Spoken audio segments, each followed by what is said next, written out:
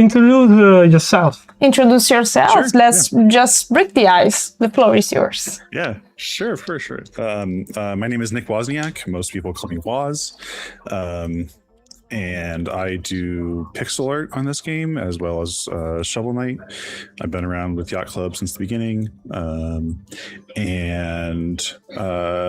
Mina is sort of a thing that I like. In 2020 we split and we were doing a 2D game and a 3D game, and so I was doing the 3D game, and then we needed to focus, so we kind of collapsed everything back into one game, and so I've been working on Mina since 2024. But yeah, it's been a long journey, but that's what I do. I'm a pixel artist. Yeah, it's a pretty long journey. Quindi insomma, appunto, lei ha lavorato a Mina, ha lavorato anche a tante altre cose da tantissimi anni. Da Shovel Knight. Da Shovel Knight, quindi è all'interno dello studio di sviluppo da tantissimo tempo.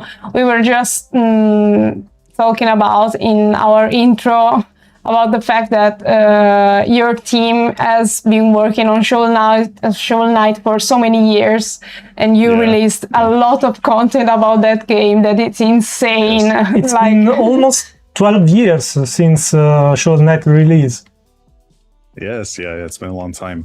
The original Shovel Knight was a Kickstarter, and so we made a lot of promises during that Kickstarter that we wanted people to play and we wanted people to enjoy, and we felt like the only way to do that was to really make them big, substantial updates. And so that's why from 2014 until 2019 we were releasing updates to Shovel Knight that were basically just whole new games. So I like to think of Shovel Knight as having, 4 sequels already. Yes, it did actually. It's like having a whole bunch of different games. Fondamentalmente ha detto che quando è partito il progetto di Shovel Knight inizialmente era un Kickstarter, come molti di voi sapranno, e quindi sono state fatte una serie di promesse durante quel Kickstarter che volevano essere mantenute, e quindi poi la soluzione era continuare a lavorare al content in modo che venissero soddisfatte tutta una serie di richieste, e quindi poi Shovel Knight ha avuto di fatto tutta una serie di sequel, side games e di contenuto, come stavamo dicendo prima. So, hello people in chat. Then, let's get into the specific business of tonight. Le domande se vuoi le incollo io. No. Ok. Va bene così. Something we wanted to ask both you and Sean, but it's gonna be only you. It's fine. It's a pretty big scene. Talking about the indie game scene nowadays. 12 years ago, when you released Shovel Knight, it was pretty different, and it's growing bigger and bigger, and it's a beautiful thing. Because you practically have a bunch of new games every day with lots of new ideas. And the most beautiful thing about indie games is that they are very garage projects sometimes. So they're very creative, right, they're very free. But nowadays there's a weird tendency, I don't know, that developers and teams are trying to make bigger projects, even with an indie soul. I don't know if you ever heard about the AA games that are, a bit of both words.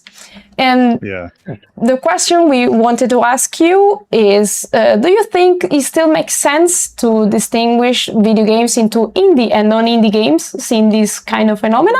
And what does it mean to be indie today for you? Yeah, I think the distinction is still relevant. And I think it mostly has to do, or the way that I think about it, mostly has to do with who is making the decisions and the motivations for those decisions. So it's not about we're not optimizing all of the KPI and all the user acquisition and all the other buzzwords to generate revenue and treating our players as, the livestock to produce the cash for us. I think when the people in charge are the people making the game, that still feels independent.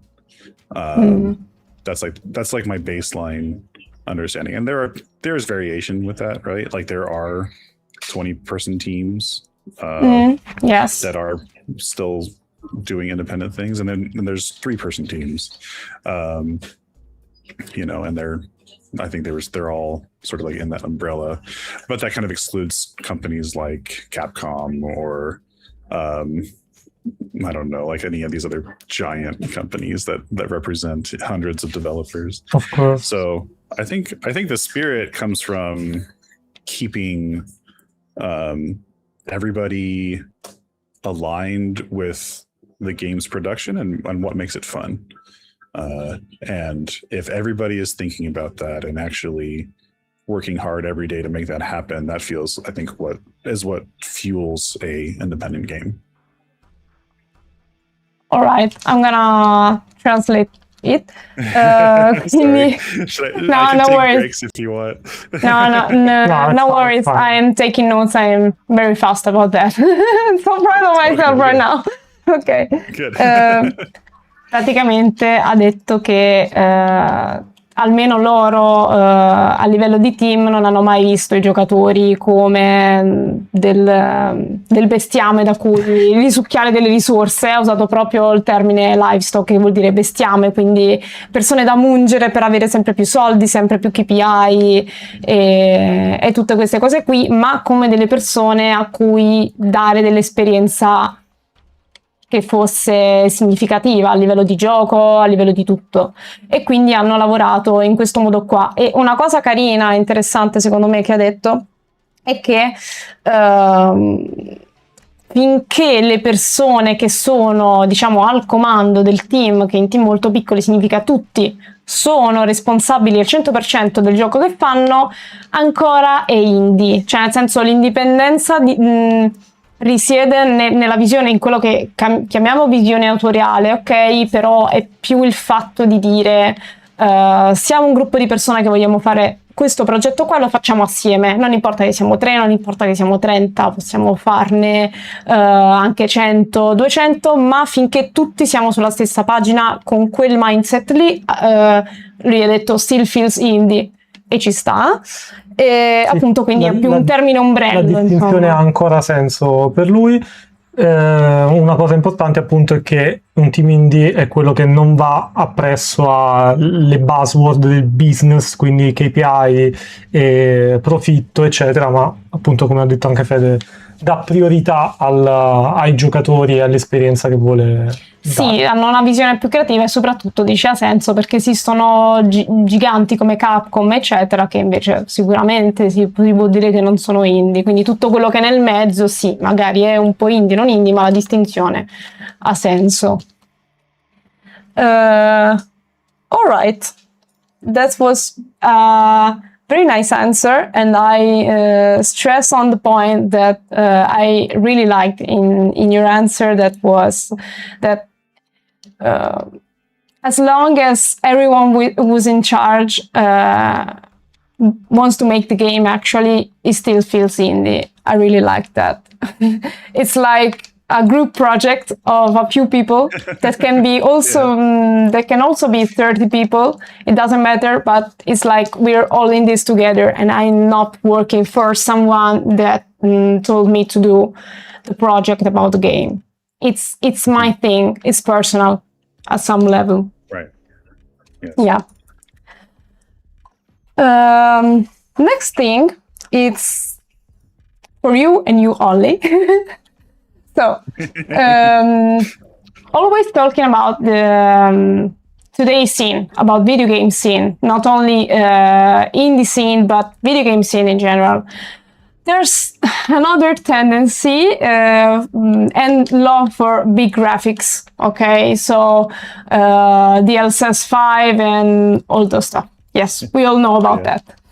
Because we want realism at all costs, because we have to push the technology forward and see where we can get and all that sort of stuff. In this scenario, in your opinion, what's the appeal that's allowing a style like Mina the Hollower and Shovel Knight to still exist and have success? Because it's a niche, yeah, absolutely, but it has some pretty big success. And is nostalgia involved or something else? And what do you think retro video games can offer compared to other kind of video games? Sure. Yeah. So I think that, a big part of what makes money in the industry right now is, and always has been, is showing off the cool visuals. And there is this drive for the cutting edge, right? And that you see that in the big cinematic trailers. Sometimes a trailer doesn't even have any gameplay in it at all, and it's just supposed to capture like the feel or whatever. And I think like when we kind of push back against that, and we try to make sure that every trailer we put out has gameplay first. There is no there's not too much time like setting up what you're about to see. We just get right into it, and that reflects sort of how we see games in general. We the retro distinction is because we're using pixel art to tell the story and to tell the gameplay, but I think the distinction is really superficial and is just there to like so that we can communicate the game in a cheap way. There's only two artists really on a team. And I think that the appeal of pixel art and the appeal of the gameplay that we're trying to push for is timeless and universal. And I think that the games of the past, they stand up because you can pick them up and play them, and it's clear. The pixel art can be really clear. You tell your character is a small box, and if you overlap that box with other boxes, there's an interaction. And so I think that the visual style helps to reinforce our thoughts about gameplay, which is that like clarity is important. Complexity comes from really understanding the systems involved, and that the fun comes from the restrictions, and that you can do so much in a small space and feel like you've accomplished and figured it out and explored the ideas because you like understand everything that's going on. And I think that like if you're focusing really on the technology too much, then you kind of lose contact, or you lose connection with what the player's expectations and what they can do. So it's keeping things kind of focused. All right. It's very nice what you said about limits being a creative source.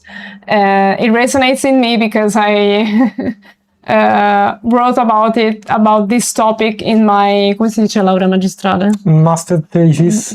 Yes, master's degree paper.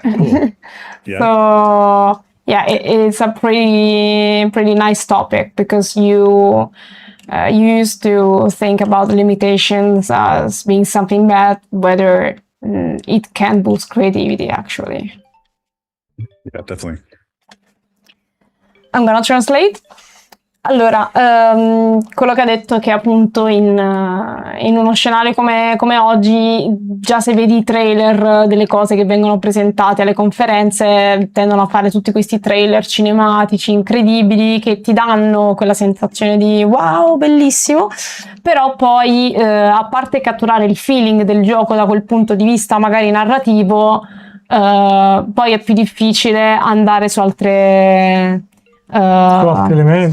Mettono il gameplay da parte, certe volte non lo mostrano proprio, mentre la loro filosofia è l'esatto opposto. quindi loro sono molto gameplay first, mostrano molto di più come interagire con l'ambiente di gioco che hanno creato, per quanto semplice, le meccaniche, cercano di coinvolgere le persone, mettendo l'accento su queste cose qui. Non che fare il contrario sia sbagliato, però appunto è proprio una differenza di filosofia, e anche per un fatto di risorse, perché giustamente magari uno studio più grande può permettersi di fare delle cose cinematiche incredibili, ma quando hai poche risorse devi usare quello che hai, e la pixel art in questo è molto intelligente perché affascina, perché ti ricorda, sì, c'è un po' di nostalgia, c'è un po' di amore per i giochi vecchi, ma non fine a se stessa, perché spiegava Watts che praticamente i giochi vecchi perché continuano a essere giocati nonostante abbiano una certa età? Perché sono immediati nella loro resa grafica e nelle loro interazioni, quindi non senti a volte il peso di alcune cose, a volte sì, perché dici magari sono delle meccaniche che oggi non si usano più, però sono lì, sono chiari, cioè la pixel art è chiara, perché usa pochissimi elementi e ti deve mettere subito sotto gli occhi quello che è importante, quindi non si perde in dettagli che poi ti fanno girare a vuoto, e questo è un grande punto di forza. E non c'è bisogno, diciamo, della spennellata di giallo di Uncharted. we just had a thought that pixel art is clear, as you said, and we said, yeah, there's no need for yellow paint all over to make you understand where you have to go. So yeah, right, yeah, like Uncharted, yeah. yes, actually. Yeah. And we use gameplay for that. We use the bones to kind of guide the player. That's why in the beginning, when you have to kind of go under that guy at the very beginning, we put bones behind him to kind of like help guide the player in the same way that Mario used coins in the past. Yes, exactly. Loro usano le ossa in Mina per guidare il giocatore, come in Mario si usavano le monete. E ultima cosa che ha detto è che, a parte questo fatto della chiarezza, è che una cosa che a me è molto chiara, io ho detto che ho anche scritto una tesi su questa cosa, è che i limiti non sono un qualcosa di cattivo, ma spesso boostano la creatività. Cioè, quando hai un limite puoi cercare dei modi più creativi per svincolarti da quel limite e fare delle cose paradossalmente più intelligenti e più, magari diverse, magari che non ha fatto nessuno. Esatto. And that's it. There's one more thing I forgot to mention, or you asked a question about nostalgia. Is it just nostalgia? Yes, and I think I talked around it, but didn't address it specifically. I don't think that we're just going for nostalgia, because I don't think that the majority of players were around when Game Boy Color was out. I mean, I was, obviously, I was a child, but we're trying to make it a game that anybody can play, even if, your first game console was PlayStation 3. Yes, of course. Ha detto che c'era una parte della domanda a cui non aveva risposto, che era il mio, come vedete scritto, è solo nostalgia, e come ha detto, no, non è solo nostalgia, perché se lo fosse non avrebbero fatto un gioco che può essere praticamente giocato da tutti, anche se la tua prima console è stata la PlayStation 3. Cioè, perché è abbastanza immediato da essere accessibile a chiunque e non vuole tenerti fuori dalle sue meccaniche per dire io sono il gioco vecchio, incomprensibile, eccetera. Quindi no, non è un'operazione nostalgia. Yes, that's very important actually, because it is very likely to think something about that. Not on me personally, but running around on the internet, maybe something people could think, because maybe this could be seen as an easy answer, easy mode on doing stuff, because they might say, all right, your target audience is that kind of people, so it's easy to capture their attention because you're doing something they're fond of. It's not actually that easy. Yeah. So, next topic.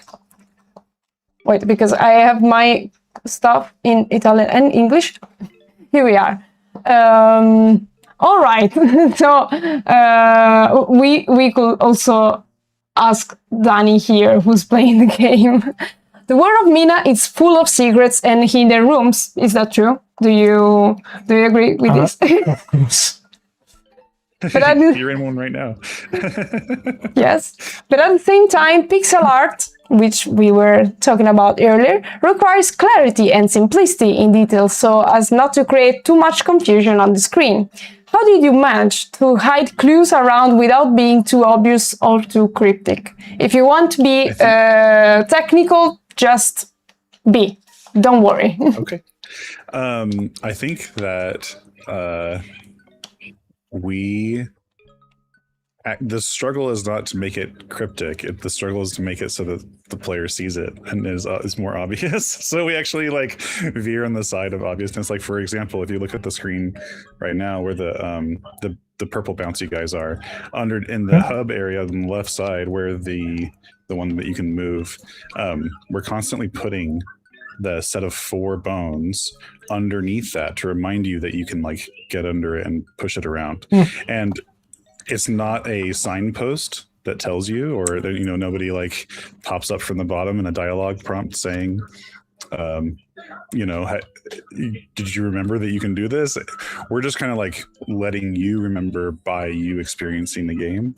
And so we try to figure out ways to broadcast the secret without it being too hand-holdy and too obvious. And so when it is really secret and it is really something that you have to spend time learning about, like for example, I don't know if you've gotten to the mirrors, there's a secret there. We want that to be something that you discover later. And so a lot of the you know, if when you burrow under a thing, there's like a little lip over the tunnel. People still miss that, and that's okay. But you know, for a long time when we were making the game, those lips were the same color, and it was very difficult to see where you could go under. And when we made them their own color, the highlight color of the area, we tried to make it so that you know, you're not going to miss out. And you know, as we were making that, we thought, oh, this is going to take away the sense of exploration because it's like obvious, right? But I don't think you can make things too obvious. I think it's okay to make things obvious. I think it's okay to like have the player like really have to put just small bits together as opposed to a big cryptic puzzle. And as a result, people still feel like they are engaging with it, and they feel like they're discovering it. And they're like, oh, I figured this out. I did this. And we're like, well, yeah, but we showed you. But it's okay. That's exactly what we're communicating. You know, it's a communication thing. It's not we hit all these secrets, go find them. It's like, hey, did you like think about doing this over here? And, you know, check out this. There's like bones over there. Go look. So, yeah, it's a hard balance of finding what we want to hide, but also like we want players to discover them. So in other words, you are giving the players opportunities to create stories. Yes. They can tell other players. Exactly. Yes, that's a big part of it for sure. So I'm gonna translate. Praticamente sì, ci sono dei segreti, ma nulla è veramente così segreto, cioè non sono stati cattivi nel nascondere tutto e dire non devi trovare assolutamente nulla perché ci sono dei segreti ma tu non li troverai mai.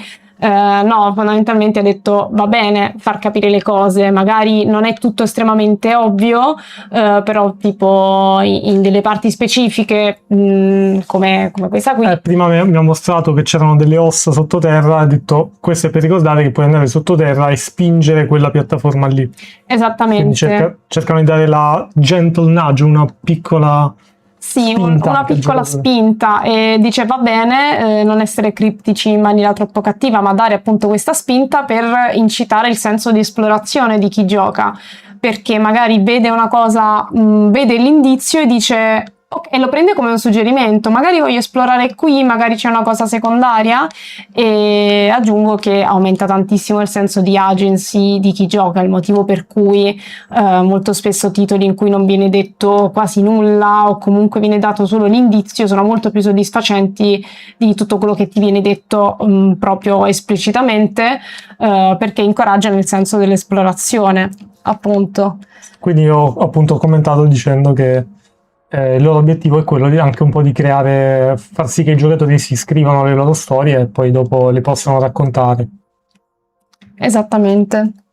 And there was one question from the chat about the pixel art, so I'm gonna ask that right away. You can read it in the chat by Nervi Daffodil. I have a question I want to ask before leaving. There's been a revamp of pixel art with the 2D HD style. Do you think this is the natural evolution of this style, or do you think there are other ways to evolve it, or is there really a need to evolve this style? I think that we made Shovel Knight in the NES style. We made Mina as more of a Game Boy color style, and there's lots of games that utilize pixel art in very different ways. We also we published Cyber Shadow, and we kind of published / kind of co-developed Shovel Knight Dig. And so the range of what we like in terms of pixel art is pretty broad. And I don't think there's I personally don't think that there's a need to evolve it, but I do like when it is used as an explorative media and when people try different things. I personally don't love when it breaks the barrier, though. So when in like HD pixel art, when there's like a glow, and it's just produced by Unity glow around a character, I think to me that pulls me out of what I'm looking at, because I don't know, like for Mina, everything is the same pixel size, and so it's almost like you're looking at this world through a lens, right? But when I'm seeing two different sizes of pixels on screen, I don't really understand, and it feels suddenly like stickers moving in over each other, like 2D pictures sliding. And so I think, a glow, if it obeyed the pixel boundaries and looks like it's like part of that same like lens, can be good. But I think pixel art is like really beautiful when it looks like it's high effort and high and very highly consistent. And so I tend to like the more custom or bespoke, like actually crafting all of the elements, as opposed to like fog and glow everywhere. Like Octopath Traveler is really weird, because I really like the pixel art itself, but the presentation makes me like want to vomit. So it's hard, because I get it, right? You want to have a big 3D world, but personally, I would just try to slam it down to be like pixel to pixel and make it feel like a consistent, cohesive world, if at all possible. Ok, thank you. Allora, ha detto, innanzitutto la pixel art ha un range grandissimo di cose che puoi fare, cioè non è solo Mina e non è solo l'ADHD, sì, vabbè, ho sbagliato. I just said ADHD and not 2D HD, well, nice, e non il 2D HD. Esistono tantissime possibilità, c'è Blasphemous che ha una pixel art diversa, c'è Octopath Traveler, ci sono tante cose. E la cosa che piace a lui personalmente è quando si usa il medium della pixel art per creare una visione artistica specifica e sperimentare al suo Coerente con se interno. stessa E sperimentare al suo interno, perché ti dà tantissime possibilità rispetto ad altri stili artistici. Poi, a gusto personale, parte che a me ha fatto molto sorridere, ma la capisco, a parte che ha detto che secondo lui non c'è un bisogno di evolverlo per forza come stile la pixel art, non è che ci deve essere una diretta evoluzione, non tutto deve essere come Octopath Traveler, Triangle Strategy. Sono delle possibilità che a lui personalmente non piacciono, perché dice: se io ho un mondo in pixel art dove io posso craftare tutto quello che voglio usando i pixel, il fatto che ci sia il glow, che ci sia la luminosità, che ci sia tutta quella nebbia, tutti quegli effetti di Unity che stonano un po' col mondo delle pixel art, e può piacere, per esempio a me un po' piace, ammetto, a lui non piace, ha detto, gli fa vomitare, testuale, perché è strano, perché è un mondo in pixel che poi viene reso, viene estrapolato dalla sua natura di pixel e messo in un posto dove in realtà non c'entra molto, oppure effetti del 3D che entrano nel 2D, e quindi si crea un po' questa stonatura. Chiaramente è una roba sua. O anche tipo la dimensione dei vari la pixel. dimensione dei pixel che vengono strecciati, perché è come se tu avessi un fisheye o una lente che ingrandisce o rimpicciolisce delle cose, mentre per esempio in Mina o Shovel Knight o Shovel Knight Dig eccetera eccetera sono delle cose diverse. Sono tutti della stessa dimensione, metterli di dimensioni diverse li fa sembrare un po' tipo degli sticker, delle cose esatto, un po' appiccicate lì di stili diversi. Sì, dà un po' questo effetto uncanny un po' strano, e loro pensano proprio alla piattaforma su cui stanno facendo il gioco, cioè a cui si stanno ispirando. Quindi Mina è ispirato al Game Boy Color, infatti si vede proprio a livello di palette, di pixel, tutto il resto. Shovel Knight invece era più Super Nintendo, o era, no, proprio NES. Sì. Vuoi chiedere questa cosa? No, tipo quello che stavi dicendo adesso del NES, Super Nintendo. No. Ok. Logistics, it's fine. It's fine. Speaking of art and pixel art and scenarios, we know that to create scenarios of Mina the Hollower, you were inspired by several real-world locations, which is awesome per se, because, you look at Mina the Hollower and knowing this stuff, and you say, there are really places like that? Okay. Would you like to tell us which ones, what are these locations, and why you choose them specifically? What conquered your heart? Yeah, there's a couple things that we took inspiration for in the real world, specifically mostly in Osix. Osix is supposed to feel like a kind of a old world, like London, sort of like London as you might see it in in a Muppet Christmas Carol. All right. Exaggerated, not straight lines, lots of cobblestone, and everything is wet. And so that kind of vision of Osix is like, it's supposed to feel like a classic Victorian English town. And then as far as the other locations, I guess like the astral orrery is supposed to feel not like a real place, but it is supposed to feel like a device. So I don't know if you've gotten that far, but the idea is that it's an orrery. An orrery is it's a device used to track the movement of celestial bodies, planets, stars, and it's supposed to feel like a big, like wooden, like antique, so you're like walking around a big device. And that was hard because we didn't want to feel like a space station. It's not supposed to be sci-fi. It's supposed to feel like an antique, like it's wood and brass. But there's all kinds of things going on there, lots of colors and space backgrounds. And then as far as other places, when you're making the backgrounds of a place, of an era, any given place, you kind of collect lots of different ideas and lots of different inspiration. So, in Bone Beach there are the stone pillars, and so we'll collect ideas from around the internet of different places.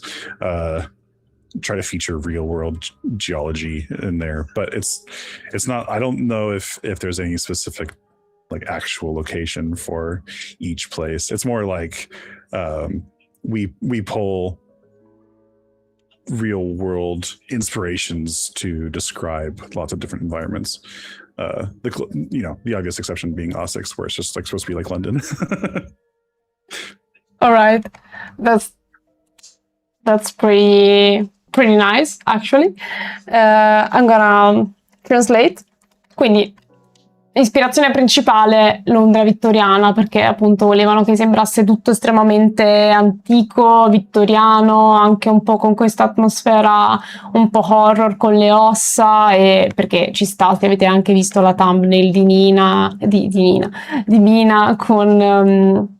con il castello e queste cose qui, il mood è esattamente quello. Volevano che fosse vittoriano, quindi anche a livello di palette scegliere dei colori molto caldi, con il legno, tutta l'erba, il muschio, queste cose qui. E fondamentalmente ha detto Londra vittoriana, anche molto Christmas Carol, cioè quel tipo di Londra vittoriana esagerato, cioè vittoriano all'ennesima potenza, al quadrato. Però allo stesso tempo appunto ci sono tecnologie, ci sono anche degli scenari un po' più stile horror, e quindi era un po' difficile riuscire a restituire quella sensazione di antico comunque, però tenendo conto di avere anche la possibilità di scenari che non fossero il classico, diciamo, castello, villa vittoriano. Perché deve sembrare un luogo reale, comunque plausibile, ma allo stesso tempo deve darti un senso di fantastico e di horror, e quindi nel fare questo hanno preso ispirazione principalmente da una cosa, ma per esempio Bone Beach hanno cercato un po' di ispirarsi ad altre geologie in giro per il mondo, varie statue, varie cose per ricreare quel mood lì.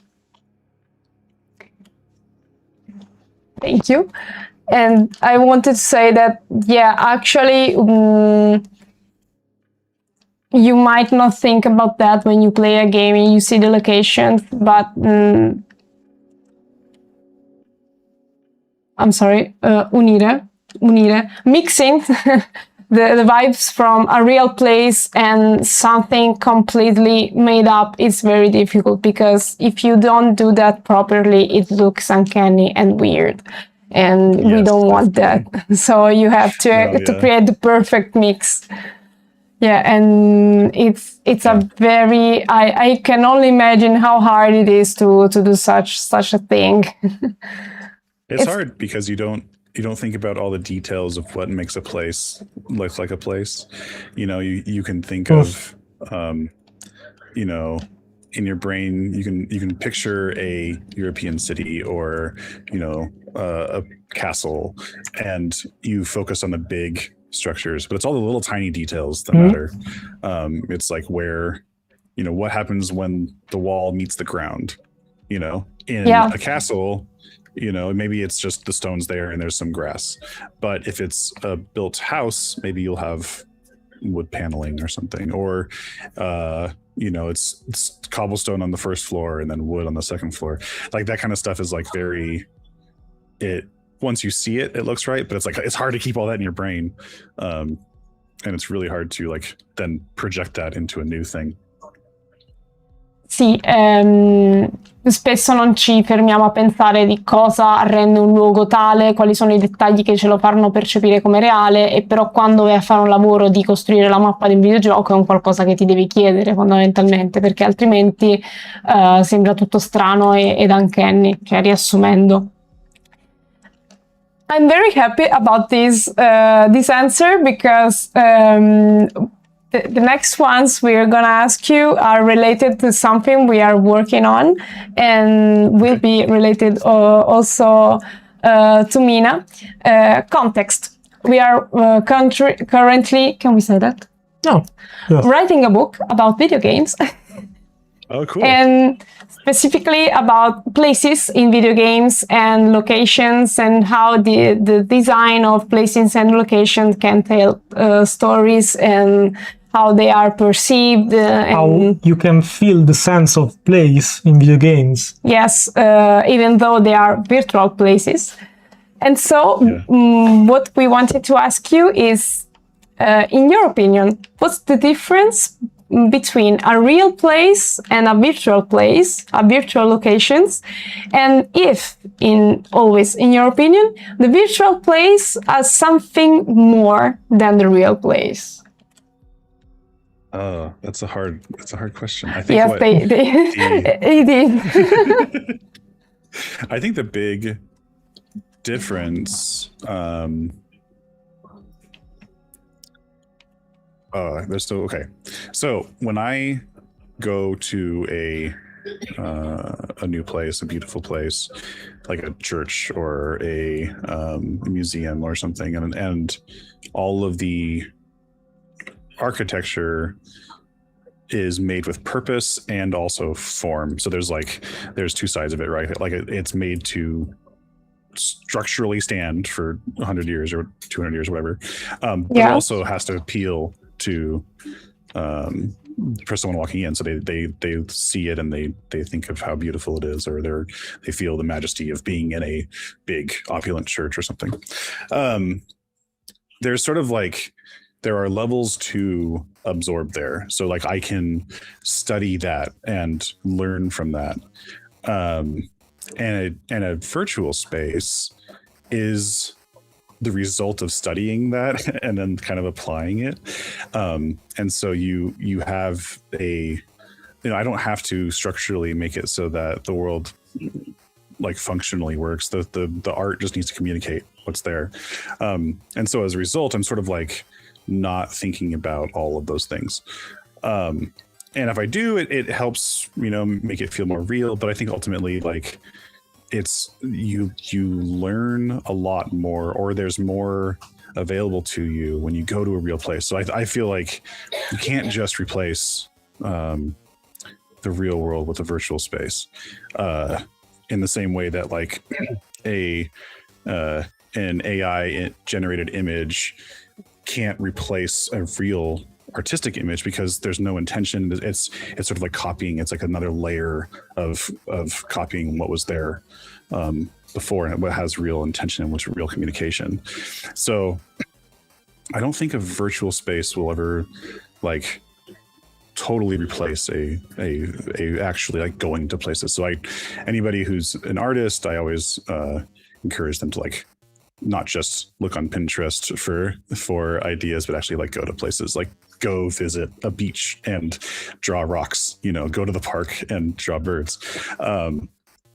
That said, I think we also can't engage with the physical space the same level that you can a virtual space. Like you can really know a virtual space, you can really understand every aspect of it and find all the little bits of it, and so you can kind of create these weird emotional connections to a virtual space because you can spend so much time there alone without anyone telling you to go home.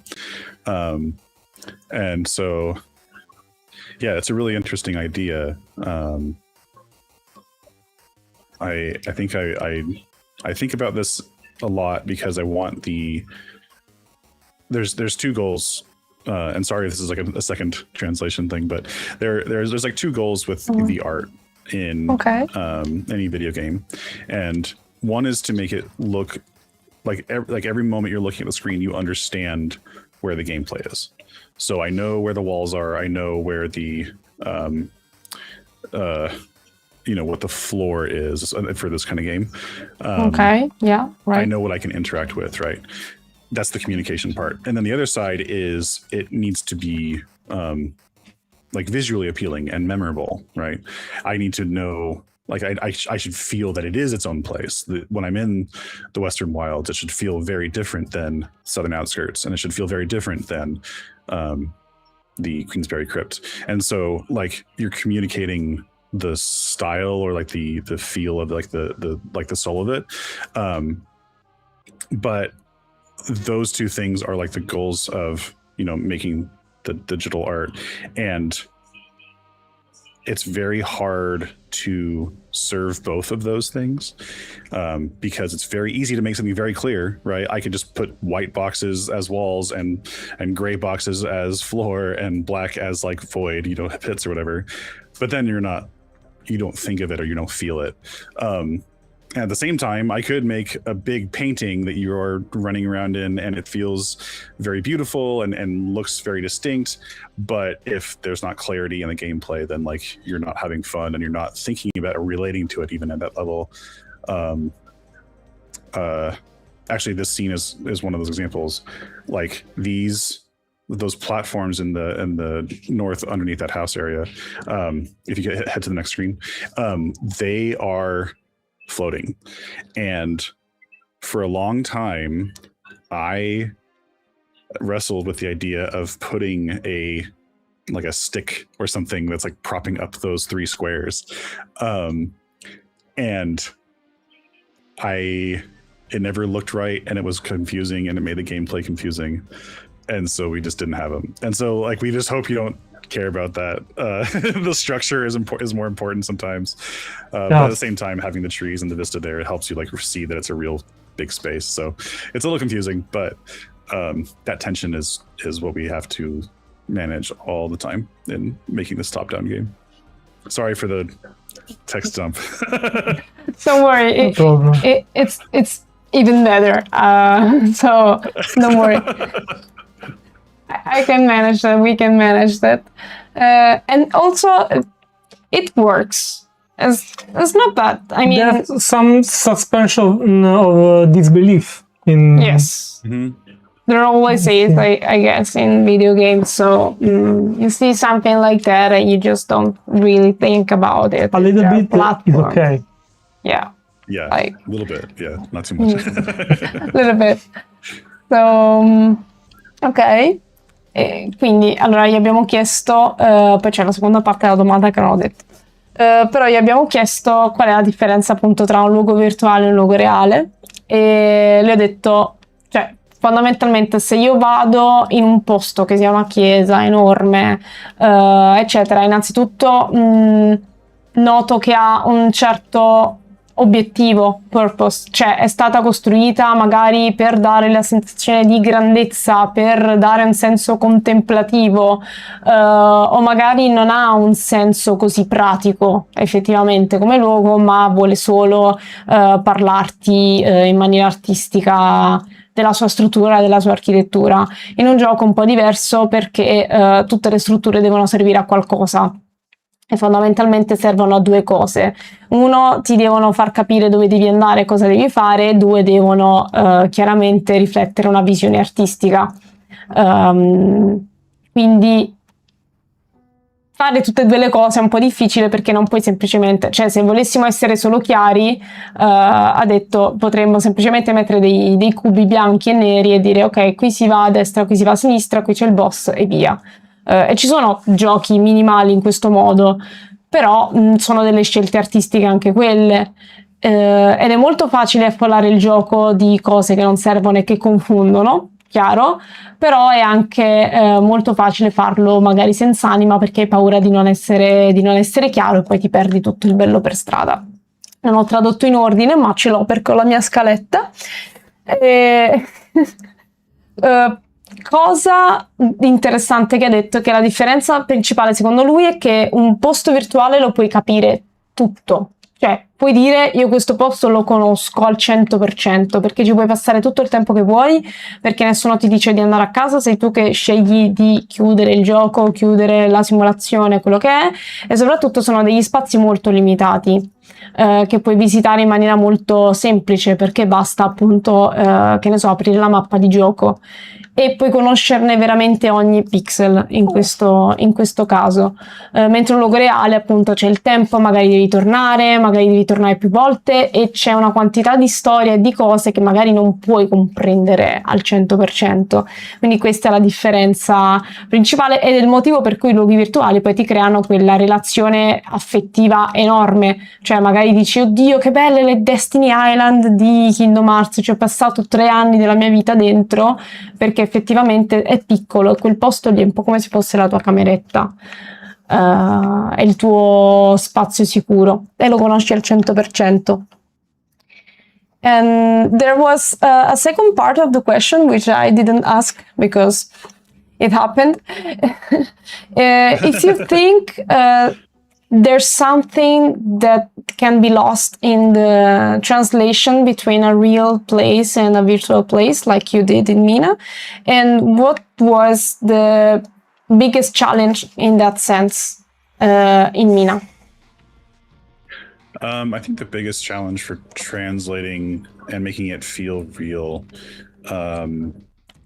is making sure that, like I was saying before, like it really the tension between what is visible and readable versus what is the actual artistic representation of a place is very difficult to like overlap and manage well. I think the biggest thing was that the walls they all have to feel like walls, and so they can't be the same color as the ground. And at the same time, on top of that, we had to make sure that every location feels unique, so that when you look at a single screen, I can say, oh, this is the southern outskirts, or I can look at this screen and say, oh, this is in Bone Beach. And it's not just about textures, it's about the colors and the palettes. And that was actually one of the things I started when I came onto the project was I took all the worlds and then put them in Photoshop and just kind of mess with the colors, and really tried to make sure places felt distinct, and try to make sure that like we had a clear understanding of like how to go about that, but also to communicate well what each screen's gameplay was. And so yeah, it's a lot of very difficult, very specific detail, and then there's just all the extra rules on top of that. So yeah, I think it's just adhering to the style, communicating it well, and making sure the player's never too confused. Right. That's always the main goal, because if player is confused, they can't go forward in the game. Yes. Right.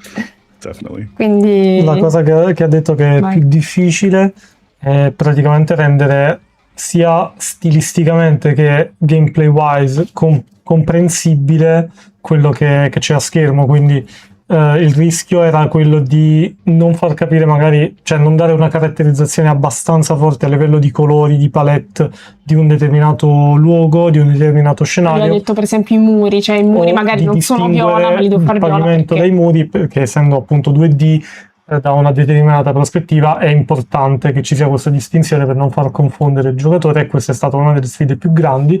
Allo stesso tempo, appunto, per rappresentare luoghi molto diversi c'era bisogno anche di fare degli shift, dei cambiamenti nella palette, sperimentare diversi colori. Infatti lui ha detto che una delle prime cose che ha fatto è stato mettersi su Photoshop, cambiare completamente le palette, vedere cosa succedeva e come poteva caratterizzare un posto per renderlo veramente diverso rispetto a un altro. E ovviamente anche qui, come nel caso di prima, i dettagli sono stati la cosa più importante e cruciale. Always talking about placings and locations, these two questions I'm gonna ask them at the same time, and they're very quick but very funny, I guess. Is there a video game place in which you felt at home, and if there's another one in which you felt in hell?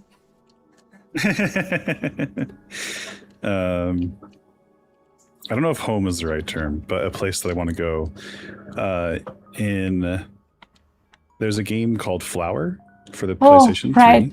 Of course. And you play as the wind. For those that don't know, you play as the wind, pushing flower petals around. And it takes place in this weird vision of, the middle America, Midwest. There's hay bales and tall grass. At least that's how I interpret it. I'm sure it can be related to other people as well. And I really fell in love with the idea of just like being in those places and always wanted more. And so I go there a lot, and I just like, think in my brain or while drawing in my sketchbook or whatever, I think about the locations in Flower, which is really strange because they're so minimal and so not very not real. But definitely a cozy place to go to. A place in hell? Oh man. We can translate while you think about sure. it. Yeah. Sure. Ha detto che si sente a casa in Flower, che è il primo gioco, se non sbaglio, di That Game Company. Dove, per chi non lo sapesse, tu impersoni praticamente il vento in quella che lui ha immaginato essere l'America centrale, un posto dell'America centrale. Sì, e niente, lo fa sentire a casa perché è un posto molto cozy, non devi fare nulla, sei solo questi petali che volano e quindi sei libero da qualsiasi peso della vita e ci sta. I feel like that sometimes when I feel overwhelmed, I just want to be some bunch of petals in the wind. Yes. Yes, I kind of relatable. Come diceva Zero Calcare. Yeah. And then as far as a place, I would just never want to like go back. I think like when I'm playing a game and it has to rely so much on like context sensitive buttons and prompts that appear over your head and like the yellow paint, like it's like you are just like pushing against the walls until you find the solution, and then you have to like press X and then you do a crouch animation or whatever. Games like The Last of Us do that a lot, where it's just like they're not there to like present the fun game experience. It's like there to tell a story. And I just like I really bounce off of games that are too pushy in some ways. Yeah. Or it's like they don't have gameplay. They just like have a series of buttons to press. It's like they're pausing the DVD player and I just gotta keep pressing play at the right spot. Okay. So I don't know. I think that might be my closest answer. It makes you feel like in hell because you have little to no agency in those games, right? Yes, I'm stuck until I'm like past the weirdness or whatever's happening. Well, that's put like that sounds kind of like a nightmare when you're stuck. You're paralyzed and you can't move. So, yes. Ha detto, forse la risposta più vicina al sentirmi all'inferno in luogo videoludico sono quei giochi come The Last of Us e Uncharted, dove da un lato ti danno un sacco di indicazioni su cosa devi fare, dove devi andare con la pittura gialla, però dall'altra parte non c'è tantissima interazione, perché almeno lui si sente come se stessi mettendo in pausa il DVD del film e poi riprendendo e poi rimettendo in pausa, e non ha agency, quindi questo senso di loop, essere bloccato, gli dà molto fastidio. Dice, potrebbe essere la mia risposta più vicina al sentirmi all'inferno. That's a very peculiar answer, because we have been asking those questions around in game cons and stuff to random people, and they came up with all sort of answers. Like there's people who feel at home in Silent Hill, for example, and I was like, okay, that's not you. Kind of. But I didn't expect there was someone else, okay. And yeah, for the health side, no one ever mentioned something like that, so I will keep that in mind. It's very peculiar at best, but right, nice answer. Good. So we have the last two questions that are more like heartfelt. And those are, if you can give 3 pieces of that advice for novice players, or one, or one, whatever, for novice players approaching to Mina and as their first 8-bit open world experience, because they might not be. Sure. Yeah. I think if you come at Mina thinking it's going to be very Zelda-like. So in Zelda or in a Metroid, you get key items where you have to, in order to progress, you have to have the right thing. Like in this case, if this is a Zelda game, you'd be looking for the flippers, right? But there are no flippers. It's usually the answer is just try burrowing. Okay. And so I think like that has come up a lot where players are like, well, I can't get through this area. I must not have, the right equipment. And that's just never the case in Mina. You always have what you need. You can get to the last boss without ever getting an item. The only exception to that is you got to buy a train ticket and the first key that teaches you how to use keys. But for the most part, the game is pretty accessible. You don't need to change any of your equipment to get through it. And that seems like kind of minor, but players have spent the past 30-ish years learning how to play a Zelda game, and we're trying to present something a little bit different, more combat focused and less puzzle solvy and less itemy. Okay. Yeah, just try burrowing in the water. You'll be surprised. And I think the other thing is to go to, like, the newspaper will tell you where to go. That's like the biggest thing that a lot of players like, well, where do I go? Like, where's level 1? Where's level 2? The newspaper in town will always tell you what the next thing is. And then the signposts around will tell you where those things are. We really didn't want to have the player just like look at a map the whole time. I think that when you play a game like Metroid, your whole gameplay can kind of feel like it's just the small square, or like Metal Gear Solid. Like, it's like the game is actually just like the small little mini map. We want the player to like internalize the place and feel like it's a real place as a result. So yeah, do the newspaper, burrow everywhere. You can burrow in water. And what else?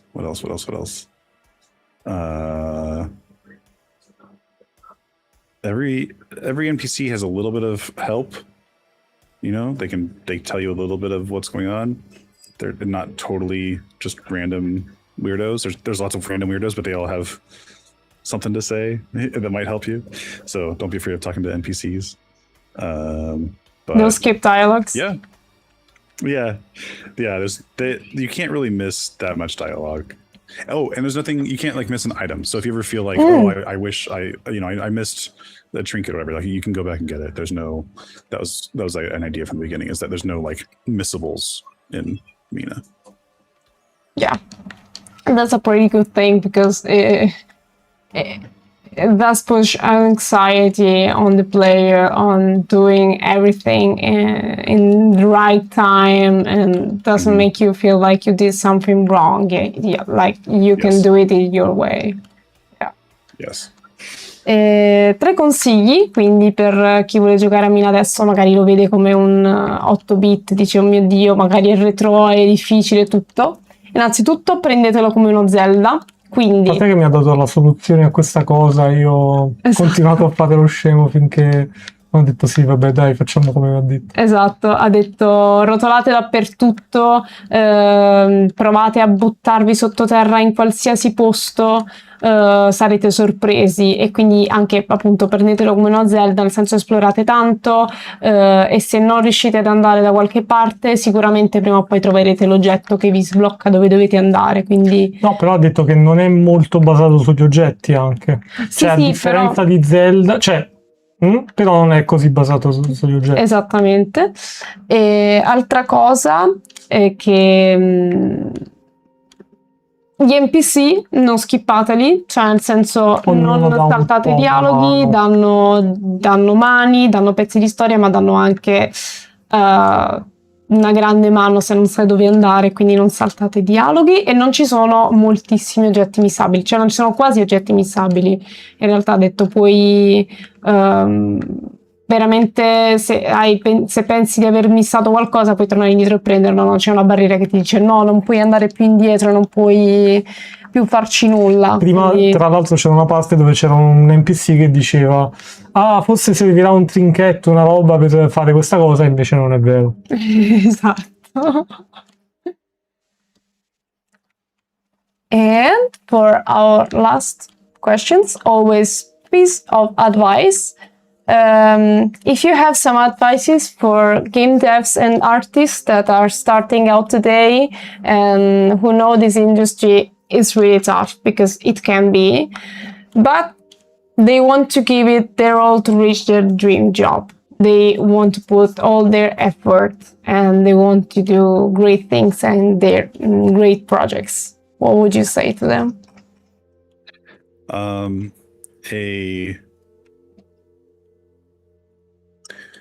The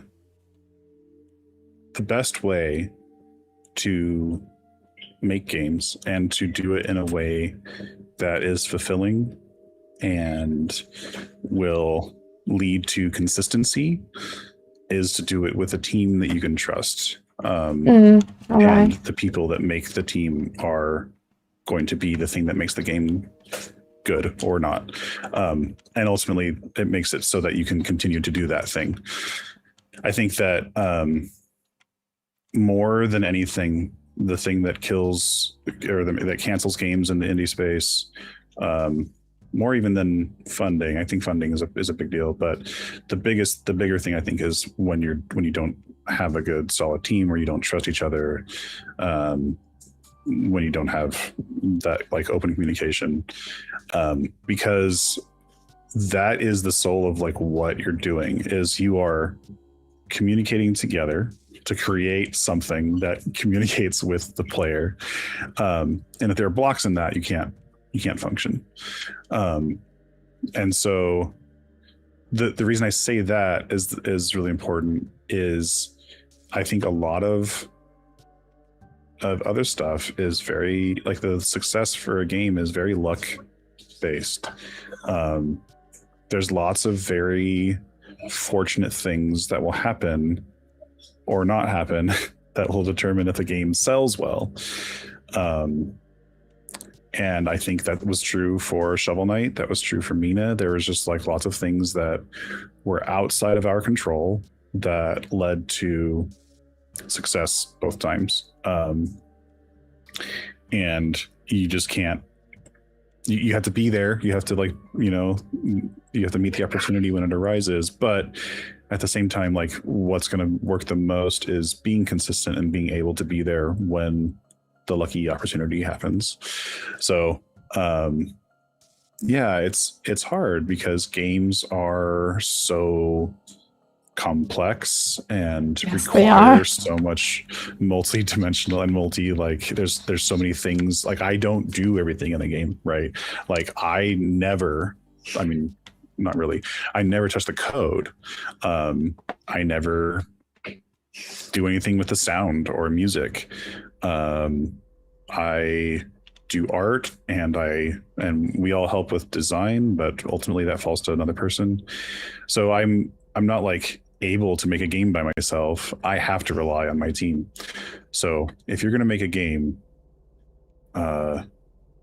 get people besides you involved, even if you think you can do it. And you can, you can learn Godot or Godot, and you can learn pixel art, and you can learn Famine Tracker if you want to make the music that way. But it's going to take you 15 years, 10 years or whatever to do it all. Genius. So surround yourself with people that you can trust and that you enjoy being around, and you have same taste in games. If if we all didn't love Mega Man and classic Zelda 2 and you know, like if we didn't love those games, like we wouldn't be able to make games together. So yeah, it's the people, and that's unfortunate because that's like one of the hardest parts. You can't go to school to learn people. Yeah, relying on people, it's very nice and good if you find the right people, but it's difficult because what if you don't? So it's scary, but very scary. The other part for real. And ok, se volete fare un gioco, se vi interessa raggiungere questo come lavoro dei vostri sogni e non volete imparare Godot da soli e metterci 15 anni, che si può anche fare, nel senso c'è gente che l'ha fatto, che ha imparato a fare cose da solo. Ivan, che abbiamo intervistato l'altro giorno. Ivan comunque poi ha formato un team. Ha formato un team dopo. Dice la cosa più importante è formare un team di persone che condividono la tua visione, di cui ti fidi, con cui vai d'accordo, perché alla fine della giornata sei tu con il tuo team che deve prendere delle decisioni e, come lui stesso ha detto, io faccio la pixel art, non faccio tutto quello che c'è nel gioco, quindi se non ho un team di persone che di cui mi fido e di cui condivido la visione, diventa molto più difficile, perché se io non mi fidassi del mio team non gli lascerei fare le cose, fondamentalmente. E poi, cioè, fare videogiochi, ha detto, è comunicare con altre persone per creare un qualcosa che comunichi ad altre persone. Quindi sì, sono importantissimi i fondi, però è altrettanto importante il lato umano, il lato di conoscere, incontrare persone con cui ci si trova bene. E anche il fatto che sì, puoi fare di tutto per fare il gioco più perfetto del mondo, magari non ne riesci alla prima, ma sappiate che il successo dei giochi è molto luck based, cioè si basa molto sulla fortuna, si basa molto su cose che non dipendono da noi, sul mercato, su cose su cui non abbiamo il controllo. Quindi tu puoi cercare di comunicare, di fare la cosa migliore del mondo, ma non rimanerci troppo male se i risultati non sono quelli sperati. Hanno detto anche Mina e anche Shovel Knight ci hanno avuto una buona dose di fortuna nel loro successo, perché tu fai tutte le cose giuste, ma c'è una grandissima parte di cose che è fuori dal tuo controllo, quindi cioè, se ti va bene, se non ti va bene, amen, e si riprova. We were saying that, yes, there's people who we already interviewed a couple of weeks ago. That's a single developer, Italian developer, who started to learn how to code and how to do the 3D art for his indie game that has been released some days ago. That's called Stonmakia, which eventually formed a development team, but after 2-3 years of work. So the first years of the development were all on his shoulders, and it was really hard. And he himself said that, yeah, with the team it was a lot different, because the main vision was his vision. It's a very personal game, but sharing this stuff with people you trust, it's game changing. So yeah, it is true. I think I didn't give very practical advice, which was there's one more thing that I think will help you find the right people, and I think that's being very active on social media of some kind. One of the things that it helps me like to connect with other artists is when I can see them like making something that I feel like I could use or like want to work with them on. So doing game mock-ups or doing screenshots that are not real, you know, like setting up just like what you think a game could look like. That's really, really useful in finding the right people, because, you know, somebody who's a programmer, if they don't understand how all the pieces of art like work together, they can't look at your animation and say, oh, that they'll make a good game. But if they can see like you have a strong understanding of how to communicate a video game on screen, then everything else sort of like can kind of fit into place. So I would say like a good starting point if you're just starting out is just get as far as you can. Make a mock-up, make a fake screenshot, and make it good. Yeah, of course. Get some attention. Ha aggiunto che è molto importante creare uno screenshot, un'idea di gioco che sia possibile vedere, quindi magari non è il gioco sviluppato, ma è proprio tipo un disegno, L'idea. un qualcosa che effettivamente è il mood che volete dare al gioco, così potete condividere più facilmente la visione e quello che avete, molto i social anche per quello che avete intenzione di creare, sia con altre persone che potrebbero voler lavorare con voi, sia anche con un potenziale pubblico. Yeah, maybe you said there weren't very practical advices, but I think that we are all good at finding practical advices. Like, they're difficult to find, but like tutorials, things are everywhere, but advices that are more on the mood, on doing things and how to approach the stuff, they are the most precious ones, in my humble opinion. So that was very good and very precious. So thank you. Thanks a lot. Because we, as content creators, we often speak with small indie developers, and the approach is very important because it's really hard, and finding someone who tells you, like, it's all right, you just need to do it that way, try it that way, try to change, don't lose hope, and stuff like that is much more important than tell you how to do things properly, because there's no way to properly do stuff, actually, most of the time. So, yeah, thank you. It was very precious. So, Good.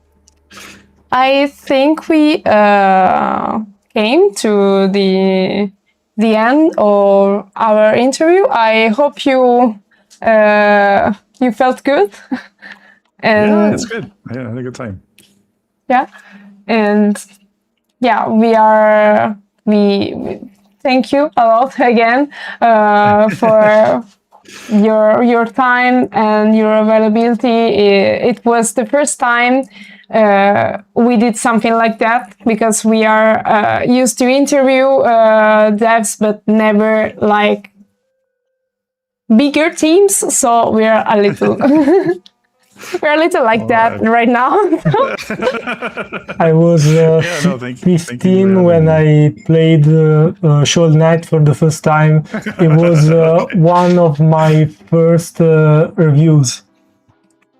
Oh, so, cool. Wow. Very, very cool. Yeah, I appreciate you guys, and thank you for having me and talking through the process. I hope that I like opportunities to communicate with people not just in the US. You know, there's lots of people making games and thinking about games and doing cool stuff, and so I like being able to connect with that. So thank you for being the catalyst for that. Yeah, I had a great time. Thank you. It was a Thank pleasure. you, Ross. And well, we hope there will be a next time, and we wish you all the best for your next projects that will surely happen and take place. And for the future of Mina. And for the future of Mina, of course. I think that's the beginning. Yes. We'll see. I think I don't know. Right now we're just focusing on like all the media and emails and It's all right. all that stuff. So Yes. we'll see. Maybe some DLC, probably another game, but that's all very much in the future. We look forward to it, and we wish you a really great day. I was about to say night because it's 10 p.m., but I remembered that's not right. Okay. So have a great day, and thank you a lot again for being with us. Thank you. Of course, yes. Thank you so much for having me. I'll see you guys later. Bye, Walt. Goodbye.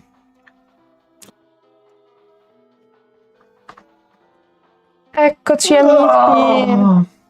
Sì, adesso devi fare che tipo chiudi. Lo so. Prima chiudi.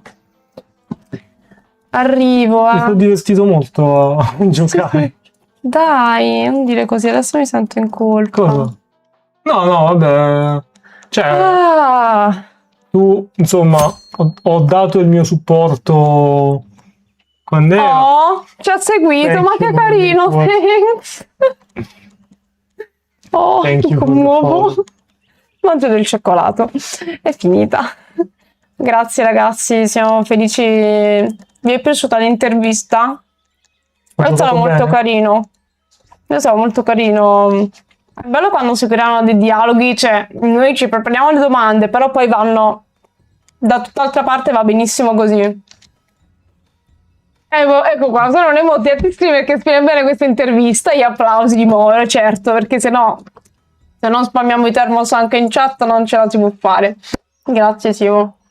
Grazie per esserci stati ragazzi, è stato molto faticoso per noi, ma sono molto contenta di come... Oh! Grazie. Grazie. What? You're learning Italian, you're a really great guy. Sì, sì, che tenero. Ci siamo perfettamente riusciti a Ma che esprimere un botto di dolce roba in modo completo. you're so sweet. You're so sweet. Yeah, you're so sweet, definitely. E io direi, noi siamo abbastanza cotti. Io, tra l'altro, noi abbiamo il condizionatore acceso Da stamattina alle 8. E io adesso mi alzo e dietro c'ho il sudore della melma, della palude di Mina, perché comunque fa un cazzo di capo.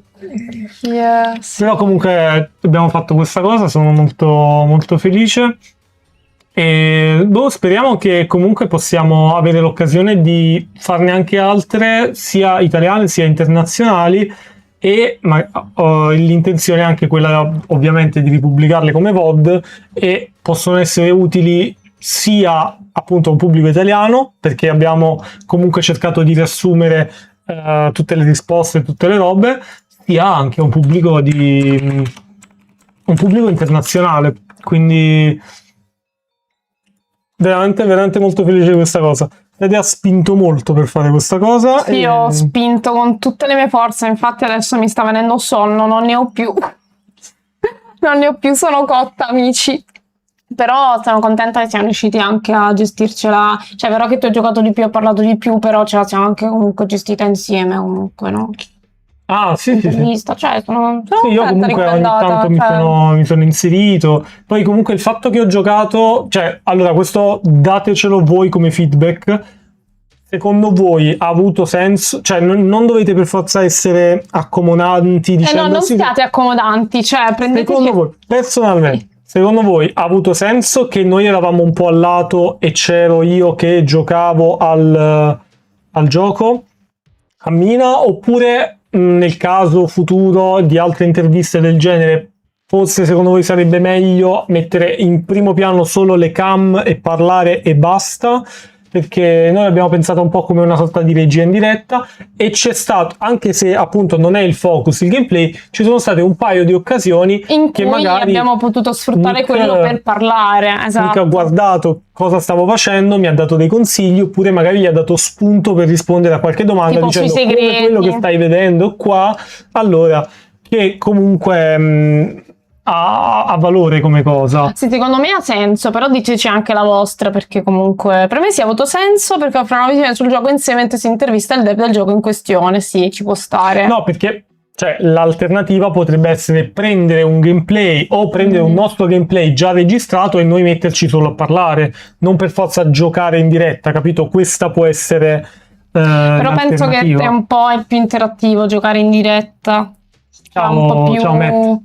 Ciao Matt, altrimenti si rischia di annoiare, magari alternare, mettere allora, sì, cioè regia in diretta si può fare, il problema è appunto la regia in diretta. Allora, si può fare un po' un pochino più problematico, un pochino, però si può fare. Che volevo dire, Simo? Sì, si rischia di annoiare il pubblico. Allora, la prossima volta facciamo una cosa: intervistiamo chi intervistiamo, però poi dopo ci mettiamo un gameplay di Subway Surfer. Va bene? Così siamo sicuri che tutto è pubblico, e poi facciamo la live anche su TikTok. Mentre Gorilla Game dice personalmente ho messo un'altra finestra sul gameplay perché mi distraeva dal capire il discorso per una mia difficoltà con l'inglese. In alcuni punti era molto figo, tipo quando ti ha detto interagire con il Blossom. Ok, ci può stare. Lui è molto, molto carino anche in questo, perché pure quando mi ha dato consigli non è mai stato tipo invasivo, me l'ha buttata lì. Però fare questo. Cioè, non ha... Io intanto tipo, che cazzo devo fare qua? Backstittato dal creatore del gioco. Le ossa sono lì per guidare il giocatore, per ricordargli che può fare... E vai. Oppure tipo all'ultimo che mi ha detto, ma forse potresti provare anche a tuffarti. Sì. Però... Particolare, molto particolare quel fatto che tipo se cammini cadi, se invece ti tuffi e scavi puoi fare un po' di nuoto. Sì, Sium sott'acqua, sì. Sium. Comunque secondo me a livello di interattività ci sta anche giocarlo in live e non avere il gameplay, proprio perché si possono creare queste interazioni molto carine tra chi sta parlando e chi stiamo intervistando e chi appunto noi che giochiamo. Una cotta, amici, dobbiamo fare un ride e dobbiamo andare a dormire, perché sennò piango. Io il ride lo farei a Kiki. Perché abbiamo parlato di luoghi sicuri, di luoghi dove ci sente a casa e amici. Kiki Cima sta giocando Kingdom Hearts in live, quindi bisogna per forza. Quindi se vi fa piacere rimanete per il ride a Kiki Cima. Noi ci vediamo presto, non sappiamo quando, ma sicuramente sarà un'altra live in cui parleremo di game design. Sì, non solo di video, non sappiamo se proprio la prossima, però comunque inizio luglio avremo un altro ospite. Questo è sicuro. Qui un altro ospite, questa volta, questo lo possiamo dire, dai, italiano. Però una persona che ha una testa... Così, come le Winter Lantern e Bloodborne, grossa così. Sa tutto, c'ha gli occhi sull'anima pure fuori, cioè è impossibile. Va bene, amici. Grazie mille, sì, anche per essere stati con noi, e vi lasciamo al ride. Fate i bravi. Grazie di esserci stati, di averci supportati in questa incredibile avventura. E buonanotte. Perché ci vediamo al Comic Con di Bergamo questo weekend, sabato e domenica. Ci siete? Intervistiamo quelli di Cyberpunk della serie Netflix. Dai, cazzo.